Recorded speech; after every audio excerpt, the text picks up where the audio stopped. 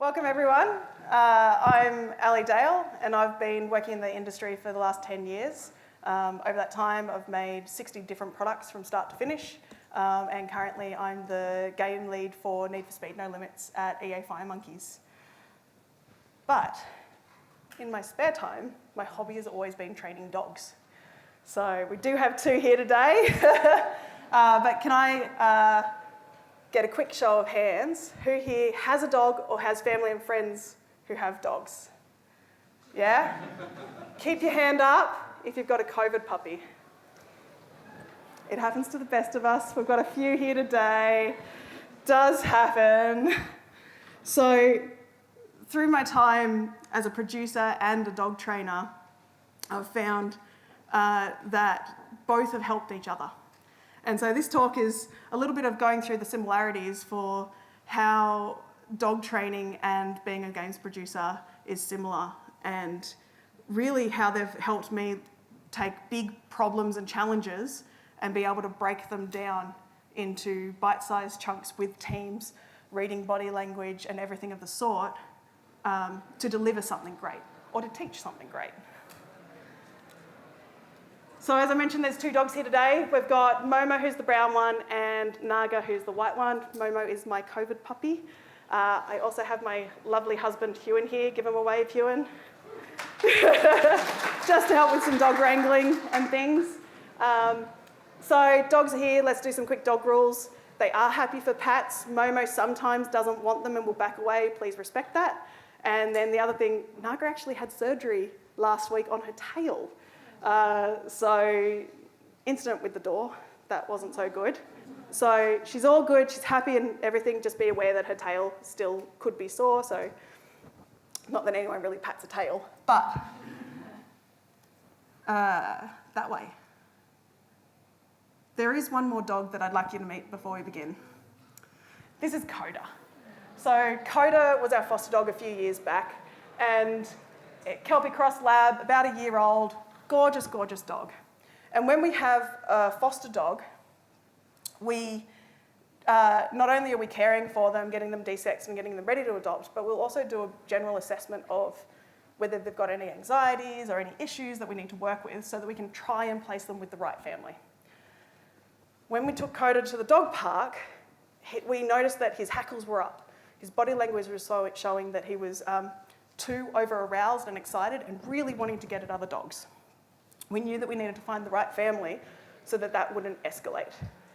We thought we'd found them, placed them in a home that had plenty of dog experience. They we thought ticked all the boxes, but a couple months later he came back and he was a completely different dog. He'd had not one, not two, but 3 really bad dog fights. So that high level of anxiety, which you might have when you're doing a talk or anything like that, can really quickly flip over into high level of excitement can flip over into anxiety. It's really similar on that scale of emotions. So, this was him. After he came back. Looky! Yes! We used to have him in that dog park. This was across the road. Azalea's a bit nervous.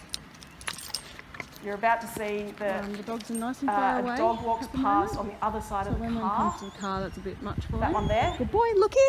That sets him off. So,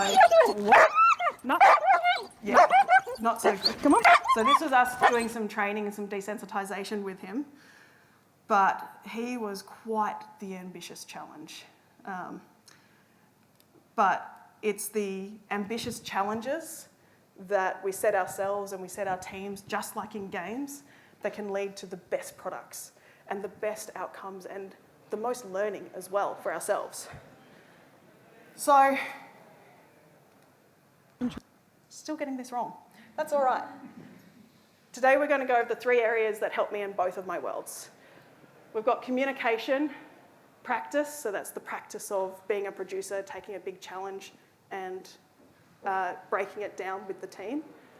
And then there's a small section at the end for troubleshooting, but depending on how we go today, I might skip it or briefly go over it, but if you have questions, I'm here afterwards. I'll be at the EA stand and you can always contact me. So let's start with communication. quick question for the team here. I don't have my notes up on screen. Can you help me? Are they? Yeah.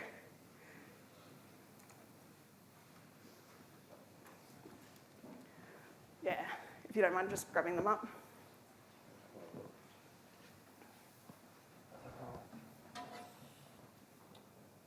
Cool.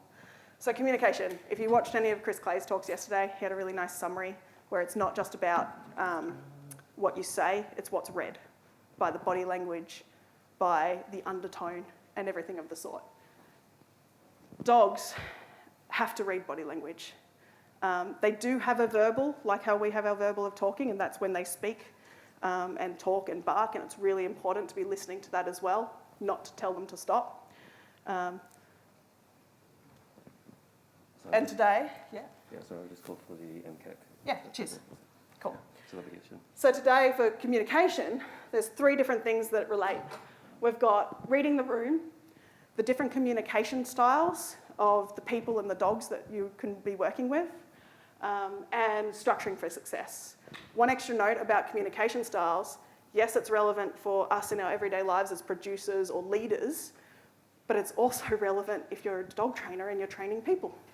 So you have to be able to work with the owners and teach the owners, just like how, as a producer, you might be having to coach your team into why a certain process or why a certain decision had to be made.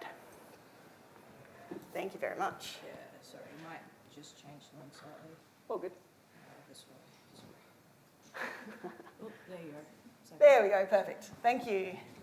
So let's start with dogs and reading the room.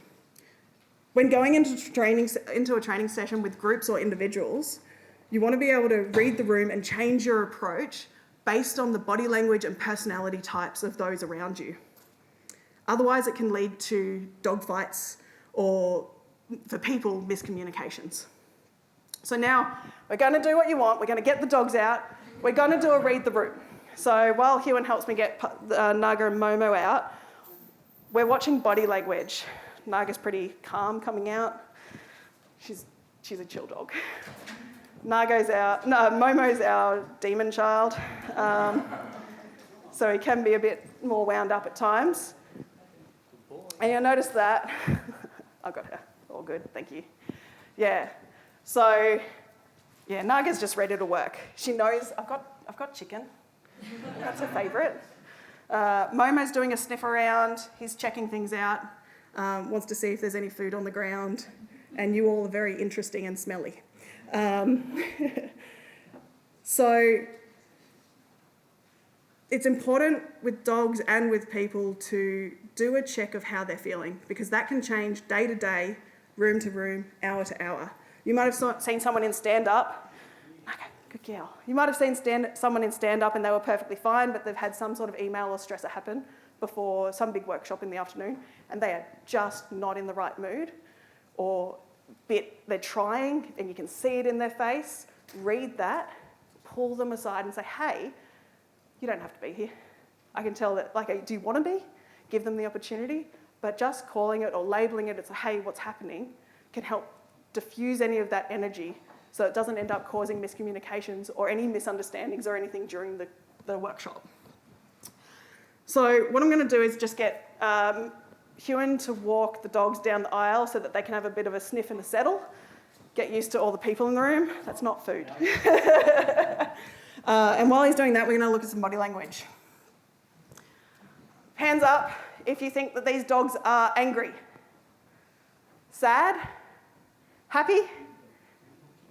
Pretty obvious. We've got a play bow here, and we've got a dog in the middle of playing fetch. Pretty good. Happy, sad, anxious. Everyone is reading this, basically. You've got the whites of the eye showing, that's called whale eye. This one I think is just licked, so when a dog is anxious or nervous, they might do little lick. Ears are back, head is lowered. They're not happy, Jan. Last one. Okay, happy, sad, angry, There's always a red herring, everyone. So, context matters. This is Naga and her lovely friend Pepe Le Pew, playing, believe it or not. It is a snapshot in time. And they're communicating here inside of play. That was, I couldn't believe I got that shot. It was a split moment. It's called bitey face. These two have similar play styles, and so they're understanding each other. They've engaged, they've probably done the play bow to begin with, and they're like, hey, we're going to pretend. We're going to have a go, we're getting into it, but all of it's pretend, none of it's real. And Pepe understands Naga because they play the same way. If you have different personalities though, different dogs with different play styles, different people with different personality or communication styles, that's where misunderstandings can happen. And the same as the anxiety level and the excitement level being up high, when you have that misunderstanding, that's when something can flip and there could be a dog fight. One-on-one is better with dogs. One-on-one is easier with humans. Once you start getting more people in the room, so you've got a bigger group doing a workshop or a meeting, even just a stand-up, it's the different personalities which you then, as a good producer or a leader of any type, that's where you want to be managing the room, managing the interactions, so that everyone's leading in the right direction and playing the same game. Make sense? Communication styles. Talked about it a couple of times now. Understanding people's communication styles helps us with reading people. So there's many different theories on different types of communication styles. I'm just going to show one today. Be aware, all of them are generalisations. Momo doesn't want to be in the crate. All of them are generalisations. Let's get started. It helps you read the room, many theories. This one's Young's, by the way. We're basing it off of that one, but there are many. Everyone has a preferred communication style, but just like Naga with the bitey face, context matters because you can change based on the context. So I myself are a bit more of a yellow, energetic, but when push comes to shove and I'm stressed, I'll move into the red. But if I'm working with someone who is showing more blue or green, I can flip into that mode so that they can understand me and I can understand them better. So you can be everything. That's why the pitfalls whenever looking at any of these is if you judge and box anyone into it. So I am going through this, I'm going to use generalisations. Please only use it with a grain of salt, whatever the saying is. Use these tools to help embrace empathy for yourself, understanding yourself, and understanding others. So, starting on that side, left, my left, your left, yes. The extroverts, they're fast-paced, and they can be seen as more assertive because of that fast pace and maybe a bit louder. It's important to note that that is only a perception that they could be more assertive. It doesn't mean that they are. On the other side, we've got the introverts. They might be a little bit slower paced, and again, because of that slower pace, they can be seen as less assertive. Doesn't mean that they are. Top and bottom, we've got someone who is, or people who are more relationships or people focused at the top. They generally will think to talk, so that's the people who talk out loud to think and process something. On the bottom, we've got the task-focused group. They generally are more internal thinkers before they talk. So having a look at our first quadrant, we've got yellow, the expressive yellow. They love people. Ooh, it's louder here. They love people and love to have a good time. They love to help bring people together, and they're hardworking on relationships, ideas, and vision. They are quick thinkers and quick to act, but they're also quick to change their mind. And you've got to be aware of this if you are in the bucket of a yellow, because that can confuse others, because they're not so quick to change their mind. You've got the red driver. These people wanted to get it done and focus on doing it now. So they're more task-oriented. They're quick to think and quick to act, and they can also make decisions really easily and quickly inside of a meeting. They're ambitious and hard-working types. They are really good at delivering outcomes to clients or stakeholders on time, and it's super important to them. Now let's go to the more introverted side. The cool blue, Young calls them. So they can come across as a bit more reserved.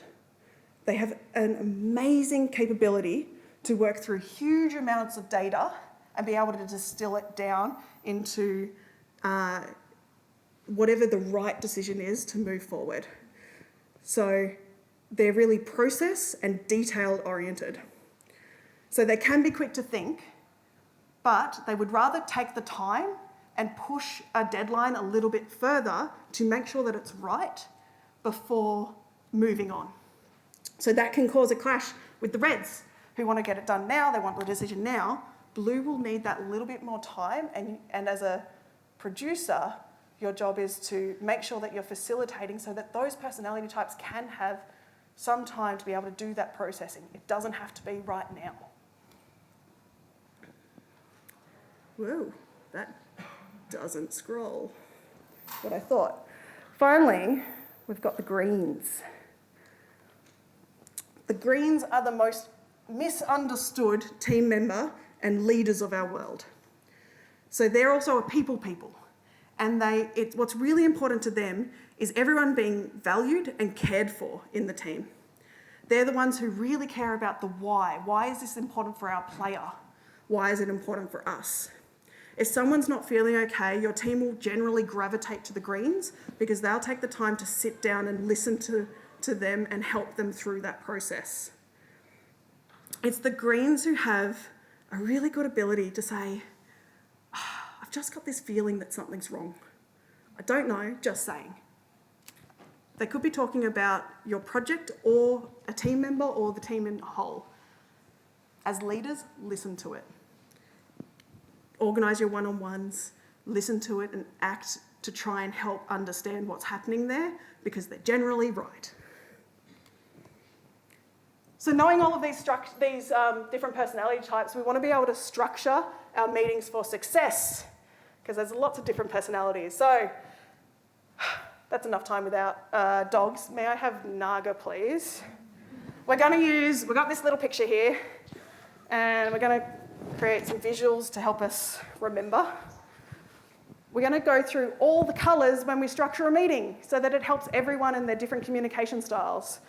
So yellow, if you remember, likes to bring people together. So we've got a towel with many colours, plus their yellow. So that's our starting point. We're welcoming Naga. Thank you very much. Come on in. Do a warm-up. Sit down. Thank you. Stay. Then we've got our red. So structure your meetings. Tell them what you're going to tell them. In the middle, you'll tell them. And at the end, you'll tell them what you told them. 3 things. Our red is going to represent this chair, which actually ended up being red. I didn't think about that, so maybe I didn't need this. So red like direction, clear direction. So Nagelberry. Clear direction, go round. Oh, I know. Oh, freely. Okay. Ready? I know. Sit. Naga, sit. Good girl. Okay, you ready? Go round. Yes! Clear direction. That was better. I wasn't clear enough for her. Sit. Good. In the middle, we've got the details. This is where you're weaving through different conversations. Oh, Mr. Momo, feel free to give him heaps of treats. Momo's jealous. If Naga's excited, he wants to be involved. Okay, so we're going through the details. Let's pretend this is blue and green because blue likes the data, the information, and yellow and green wants to know the why. So I'm not going to do the work here. I'm going to help lead Naga to weave through these things. The team is doing the work. You're my team today. I'm going to go slowly just because of the tail. I don't want to whack it. So we're going to weave through the details. That's really easy. Can we go faster? Come on, let's try. Okay, Naga. I haven't done this in a while. I should have practiced. Ready? Okay, weave, weave, weave. Weave. Yeah, good girl. Good girl, Naga. Okay. Come, oh, Mr. Momo. Yeah. Do you want to pull him out? He'll be right. I'll go slow with Naga. So again, no, I'm going to read the body language. I said things could go wrong. Momo wants to be out because Naga is. I know that Momo can get too hyper excited if Naga is excited. So we're not going to do anything too hyper exciting because that'll make Momo want to just play.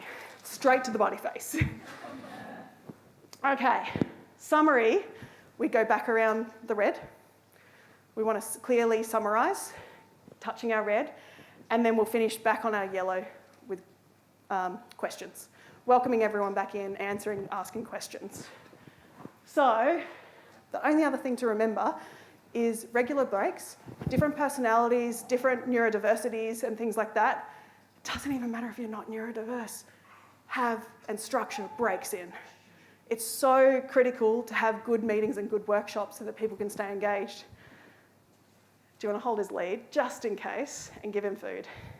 So if Naga's going to do it, we're going to structure a break in. So try and get her to do a stop.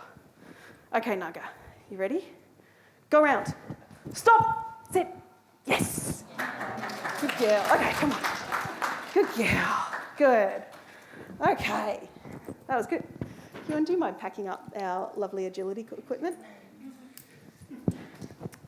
He's a good one. Does anyone want to hold the dogs while we...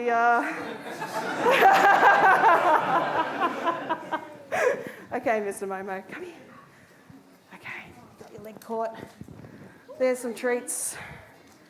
He'll love you. Oh, he just got all of them. There you go. Naga doesn't need them as much. There you go. Okay. Oh yeah, one-on-ones. Nearly forgot. The last thing is remember to schedule your one-on-ones and check in with people afterwards. You remember my analogy before of the red and the green and the blue? They might need more time to think. That's where a green person might come up to you and say, hey, I know we decided something. Red wanted us to decide something quickly and we said that this is the way to go. But the green could say, just got that feeling, blue didn't like it. Your one-on-ones are your chance to be able to check in, see how they're feeling. Do it with all of them, doesn't matter what colour, because they're valuable in building trust and relationships with your team. Summary. Red's in the room, I like a summary. Read the room, communication styles, structuring for success. Could go into more, but we're going to keep moving on so we don't miss too much. Practice. Practice makes perfect. So this is the practice of being a producer, taking those big ambitious challenges and breaking them down. We want to visualise a goal, and then there's a really lovely cadence that you might recognise this if any of you have done Scrum. And it doesn't matter whether you're doing Scrum or any other methodology, this cadence of planning, doing a bit, and then reviewing how that went, you see in all types. Ewan's an engineer, he does it with ISO compliance on, I don't know, big stuff that I don't understand. But he does it too. So we're going to get Momo out, because Momo wants to come out. Yes, he does. We're going to plan and break down a big thing that we want to do. Plan it, do it, review it. Now, I brought a hat just in case, but does anyone want a dog to touch their hat? Yeah? I want to show that this is something that Momo has never seen before. So we're going to teach Momo, may I have your hat, please? Thank you very much. So, thank you very much. We want to teach Momo to put his toys away. We've got a box. This box normally has stuff that he steals out of it in it, so he's probably going to be interested, seeing if there's something in it. And we want to break down the challenge of teaching him to move this hat into the box. The first step, that's like the vision. There's different strategies to get a vision. We're going to go to the next step as a producer, which is to visualise what that takes. So for that, we're going to, the way I think it will go is he'll pick up the toy, our hat. What's your name, sorry? Tiana. Tiana's hat. Thank you, Tiana. He's going to pick up Tiana's hat, he's going to walk to the box and he's going to drop it in. I can't teach that yet though. That's kind of too high level. It's good to have the structure, but it's more like what I call an epic. I can't just in 1-2 week session with him teach that. Not the whole epic anyway. So we're going to take the first one and we're going to break it down into our user stories. So first I want him to see the toy, then move towards it, then lean down, touch it maybe. I did write this the first time. I'm like, oh really, do we really need him to touch it? Won't he just go straight to mouth around it? Pick it up, hold it in his mouth, and we're only doing this epic, so to end, I could leave it there, because it's technically he's picked up the toy, or I could add a drop cue as well, because, I don't know, I just thought of it when I was writing this slide. Let's see how we go. That's my plan. Let's do it. We're only going to do some of it, because again, I can't fit all of it into one sprint, being this session, I think. See the toy. It'll be near him so he doesn't have to move towards it. Lean down and touch it. Just so for some of the theory, there's different ways that you can teach things, same as there's different ways that you can develop things. So I'm going to use the capturing method for Mr. Momo, which is when I put the hat down, I'm going to wait for him to move and instigate any movement towards it, and then I'll mark and reward. So I'm capturing the moment that he does something. Oh, you're so ready. Another one is targeting. I nearly forgot. Targeting is where you have like an object that they're specifically targeting. He has prior experience in it, so he could do rather well at this. He knows get it, he knows fetch. They're both targeting sort of activities. So let's start. It's a little bit of targeting, me doing this. Yes! Yes! You're already there, mate.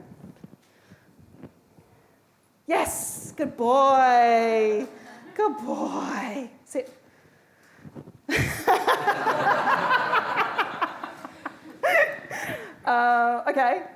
Okay, we're jumping to review it pretty quickly.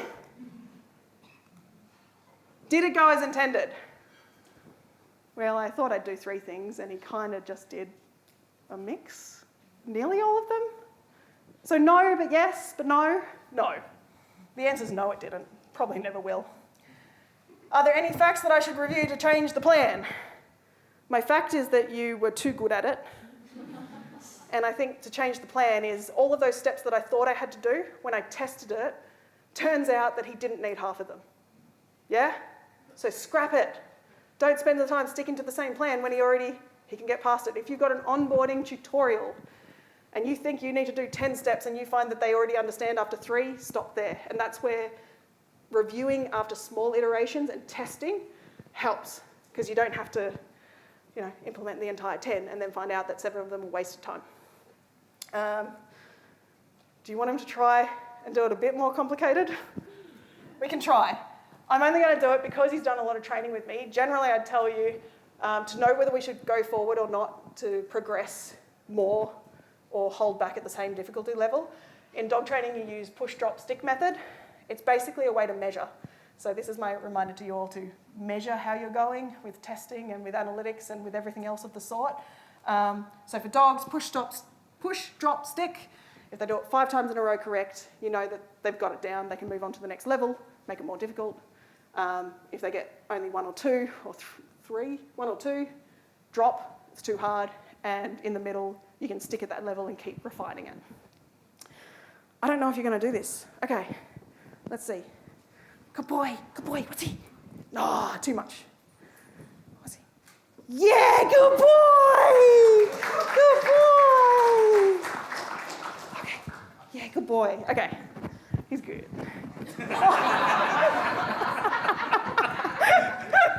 Oh, that could have been bad. Good. Thank you very much.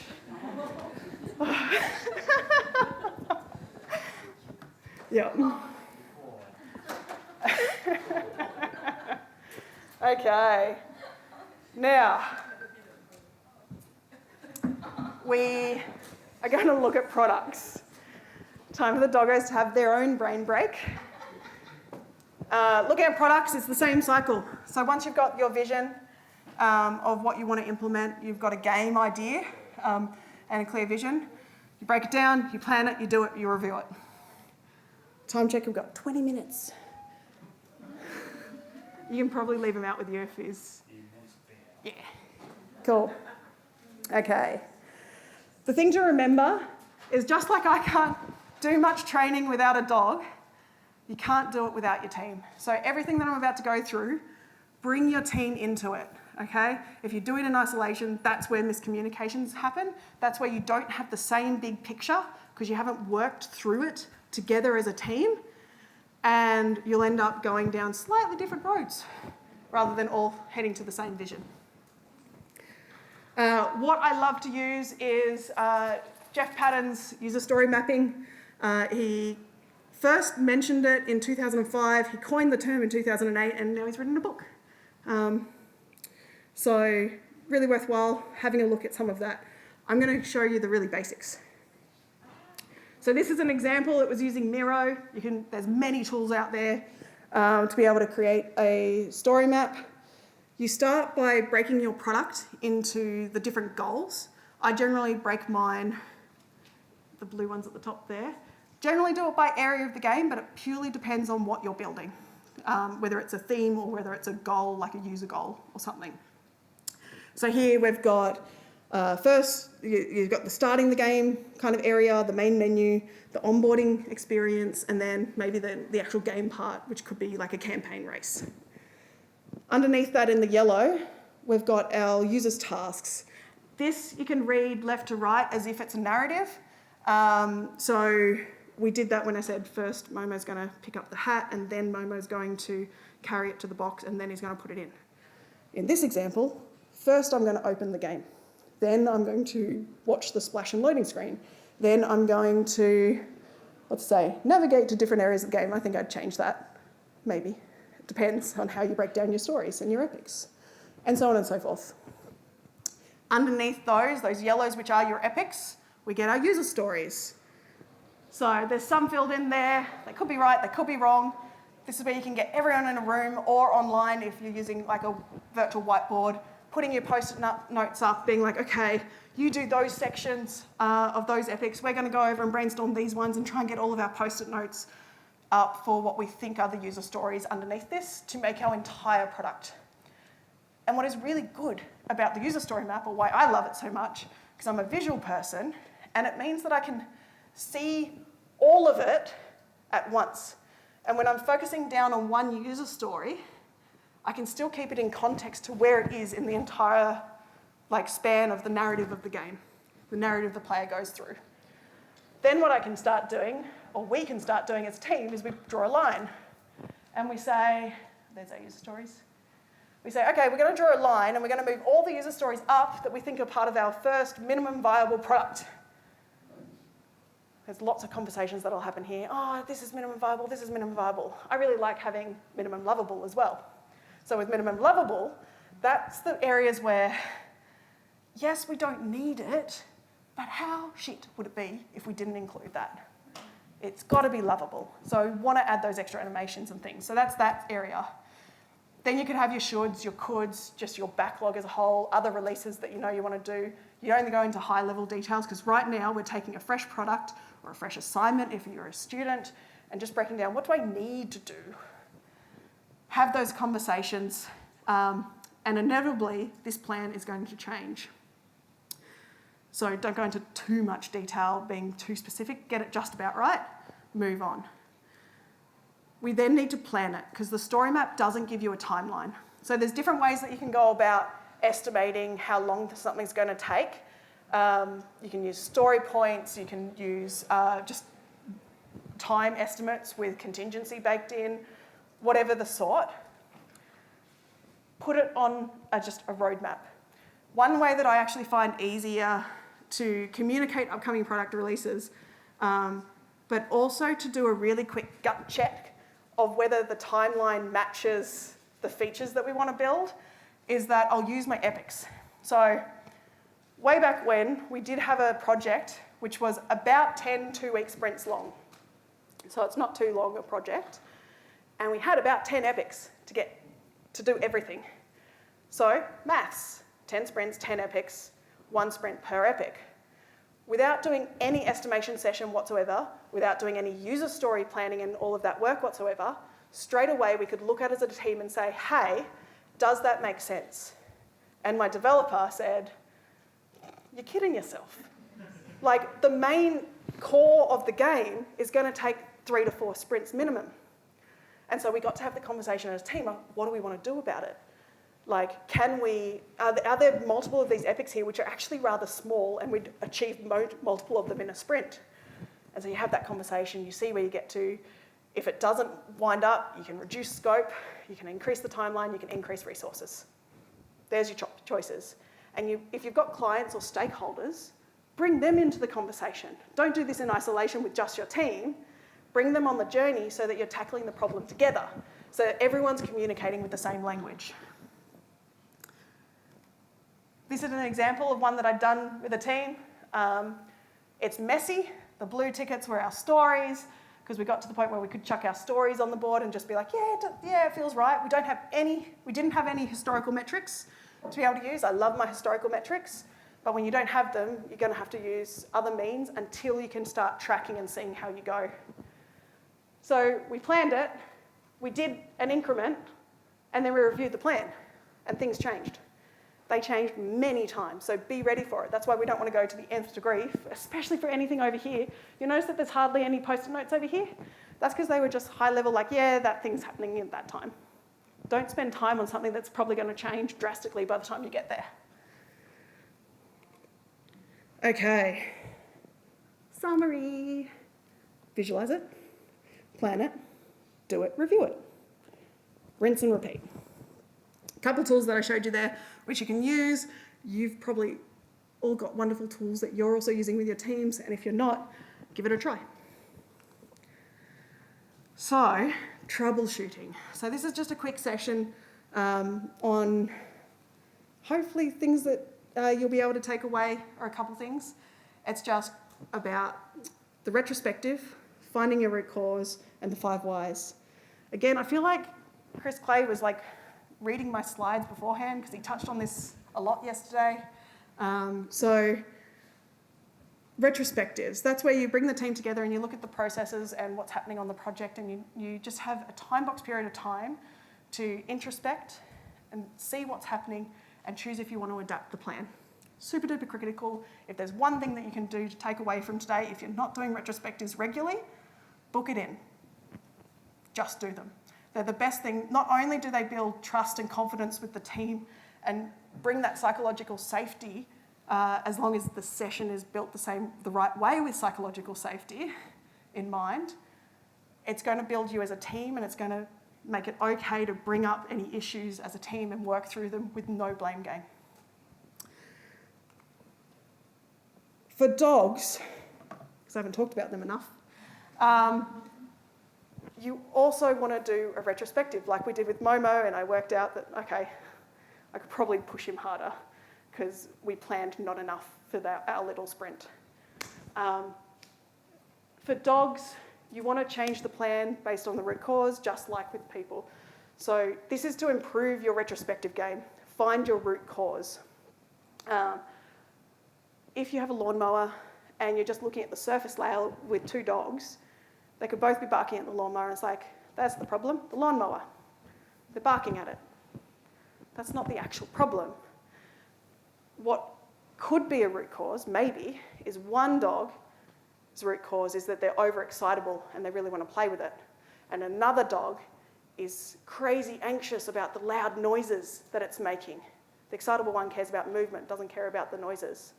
How you would tackle that and how you would work towards that challenge of desensitizing them to the lawnmower is different based on that root cause.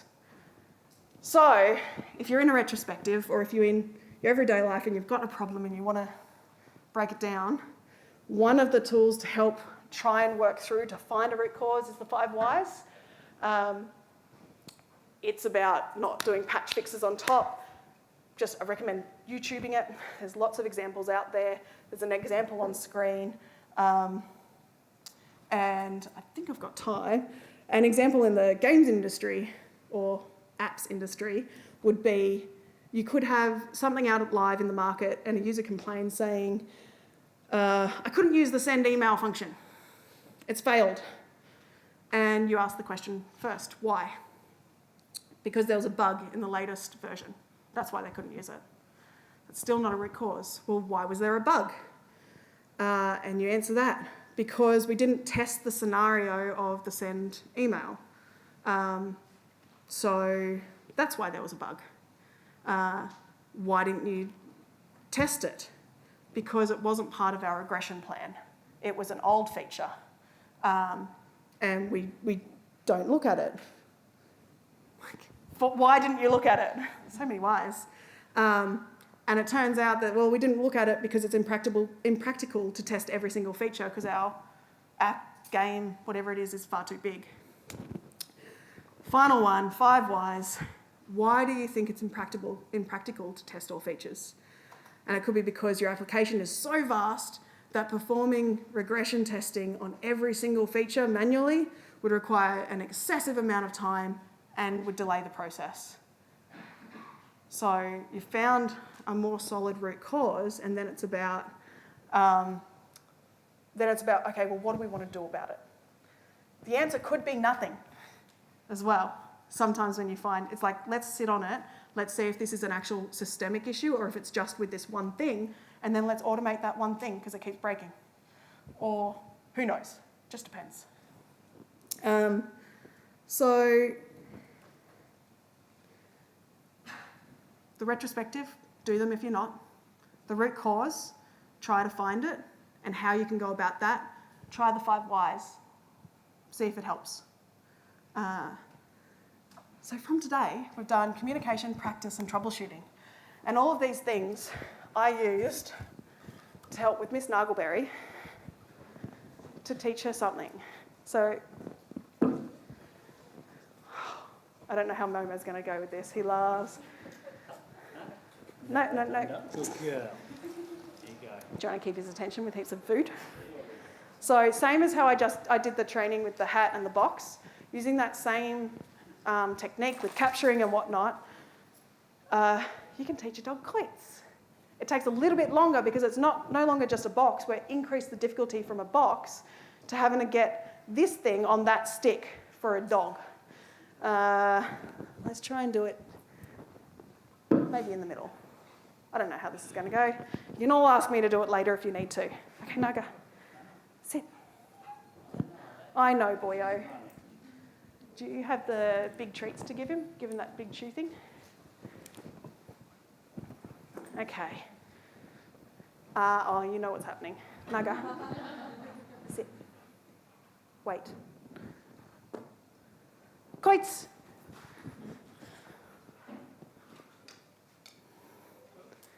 Yes, good girl. Good girl, Naga Berry. Good girl. Totally simple. Only took a few months. Okay, Naga, in your crate. Naga, in. Yeah, good girl. Okay. So I was with using all these techniques, I could teach Naga coits. It was using with all these techniques. I work with my team to help communicate and bring them towards a vision, breaking things down together and building them up to be able to do this work without me having to be there to facilitate. Work your way out of a job. Do you remember Momo? Coda?